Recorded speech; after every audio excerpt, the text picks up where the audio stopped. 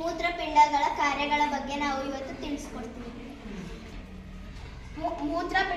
ಮೂತ್ರಪಿಂಡ ನಮ್ಮ ದೇಹದ ಮುಖ್ಯ ಅಂಗವಾಗಿದೆ.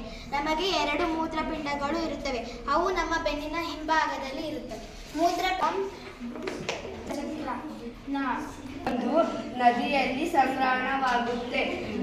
ಬಿಸಿಲಿನ ಶಾಖಕ್ಕೆ ಆವಿಯಾಗಿ ಪುನಃ ಮೋಡ ಆಗುತ್ತೆ. ಮಳೆ ಬರುತ್ತೆ.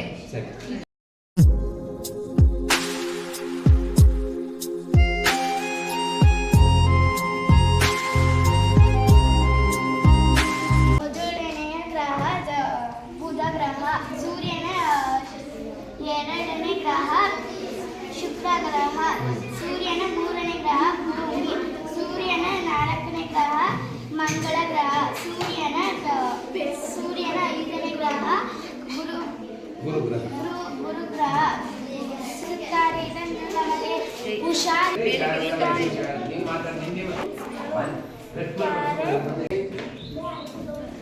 ನಿಂಬೆಹಣ್ಣು, ತರಕಾರಿಗಳು,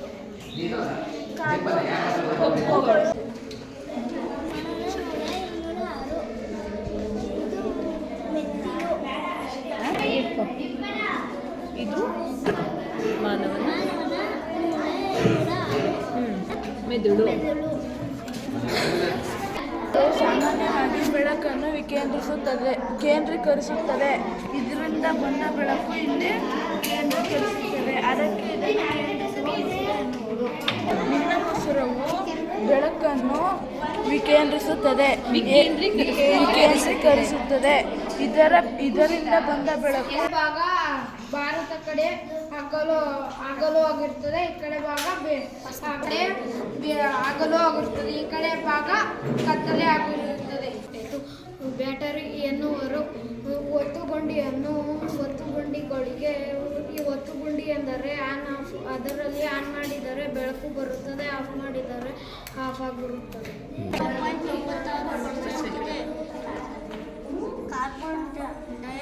ದಿಕ್ಸೂಚಿ ಎಂದರೆ ದಿಕ್ಕನ್ನು ಸೂಚಿಸುವ ಸಾಧನವೇ ದಿಕ್ಸೂಚಿ.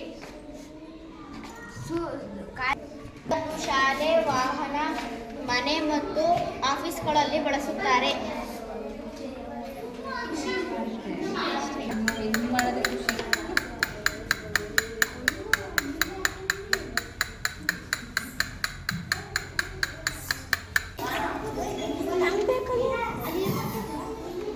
ಕ್ರಿಯೆ ಬಾಹ್ಯಕುವಾರ, ಲಾಲಾರಸದ ಗ್ರಂಥಿ, ಅನ್ನನಾಳ, ಯಕೃತ್, ಪಿತ್ತಕೋಶ, ಜಠರ, ಮೇದೋಜೀರಕಾಂಗ, ಸಣ್ಣ ಕರುಳು, ದೊಡ್ಡ ಕರುಳು. ಪರಿಸರದಿಂದ ನಮಗೆ ಹಲವಾರು ಉಪಯೋಗಗಳು ಸಿಗುತ್ತವೆ ಹಾಗೂ ಪರಿಸರದಿಂದ ನಮಗೆ ಶುದ್ಧವಾದ ಗಾಳಿ ಮತ್ತು ಶುದ್ಧವಾದ ನೀರು ಸಿಗುತ್ತದೆ. ಆದರೆ ಕಾರ್ಖಾನೆಗಳಿಂದ ನಮಗೆ ಹೊಗೆ ಮತ್ತು ಅಶುದ್ಧವಾದ ನೀರು ಸಿಗುತ್ತದೆ. ಹೊಗೆಗಳು ನಮ್ಮ ದೇಹಕ್ಕೆ ಸೇರಿ ಕಾಡನ್ನು ಬೆಳೆಸಿ ಜಾಸ್ತಿ ಆದರೆ ವಸ್ತು ನೀರಿನ ಮೇಲೆ ಸೇರುತ್ತದೆ. ಈ ಬೇರುಗಳನ್ನು ತರುವ ಬಲಕ್ಕೆ ಅದೇನು ಹೇಳಂಗಿಲ್ಲ. ಆಮೇಲೆ ಬಿಡಿ ಗೊತ್ತಾಯ್ತು ಅನ್ನೋ ಟೈಮಲ್ಲಿ ಆನ್ ಮಾಡಿ ವಿಡಿಯೋ ಮಾಡಿ. ಈಗ ಒಂದು ಕಲರ್ ಇದೆ ಅಲ್ವಲ್ಲ ಅಷ್ಟೇ.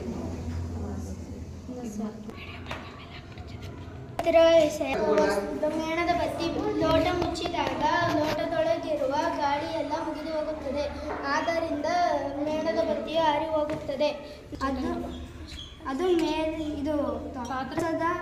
ಪಾದರಸವು ಒಳಗೊಂಡಿರುವ ವಸ್ತುವಿಗೆ ಆಮ್ಲ ಎನ್ನುವರು. ಉದಾಹರಣೆಗೆ ಹುಣಸೆ ಹಣ್ಣಿನ ರಸ ಮತ್ತು ನಿಂಬೆ ಹಣ್ಣಿನ ರಸ. ಪ್ರತ್ಯಾಮ್ಲ ಎಂದರೆ ಸಾಮಾನ್ಯವಾಗಿ ಕಹಿ ರುಚಿ ಇದ್ದು ಅದನ್ನು ಬೆರೆಸಿದಾಗ ನಮಗೆ ಹಸಿರು ಬಣ್ಣ ಸಿಗುತ್ತದೆ. ರಸದೊಂದಿಗೆ ಆಮ್ಲವನ್ನು ಬೆರೆಸಿದಾಗ